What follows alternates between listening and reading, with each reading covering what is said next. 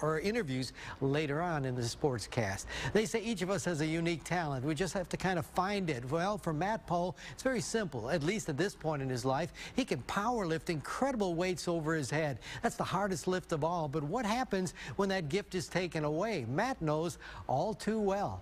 Powerlifting inspires. There's something about lifting something over your head that's spectacular. Come on, Matt.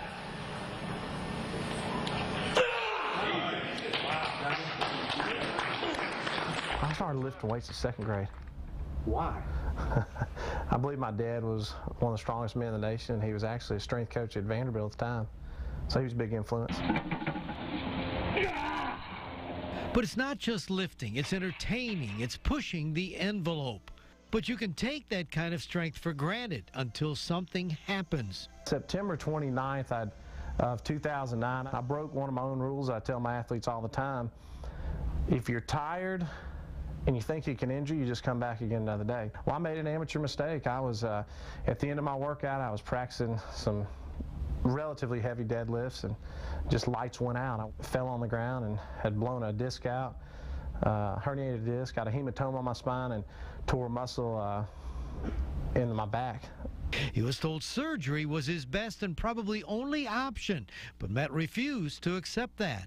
My father was like, this is a setback, and my mother was like, you know, if your identity lies in weightlifting and setting records and beating Russians, Germans, you know, people from Ireland, any of your competitors, you've got a big problem. So, I mean, it was a total let's reset our perspective here. It's hard. I literally started out crawling.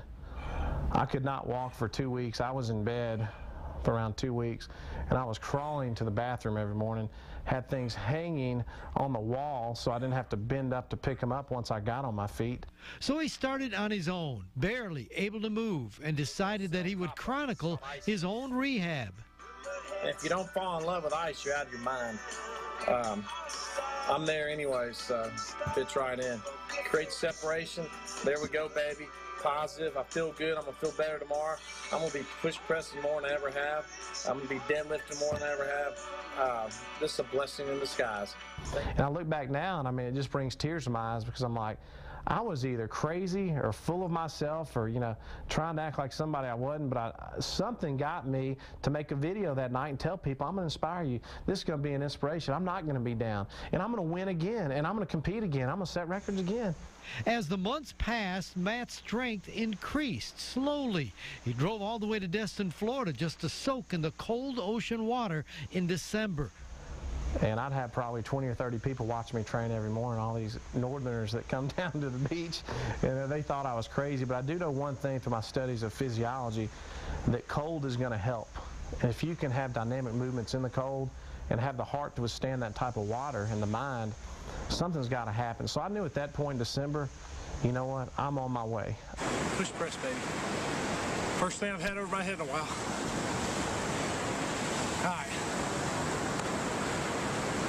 The pain began to subside and his strength increased. And then he got a phone call, invited to take part in an exhibition in January at the Arnold Classic, one of the most prestigious bodybuilding events in the country. Well, I started out with a broomstick, and the doctor said, you'll never overhead anything again, you know, get on with your life. But the day came to Arnold, and they built a special apparatus where it was these two big barrels on the end of a bar that weighed 300 pounds.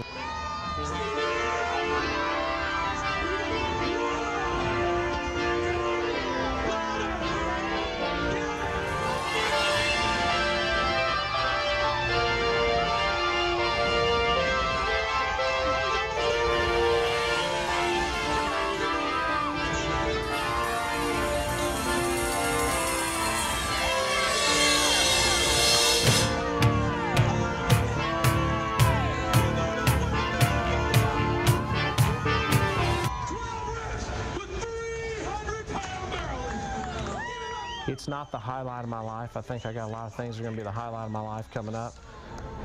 It's been a great learning experience, but it's enabled me to inspire people.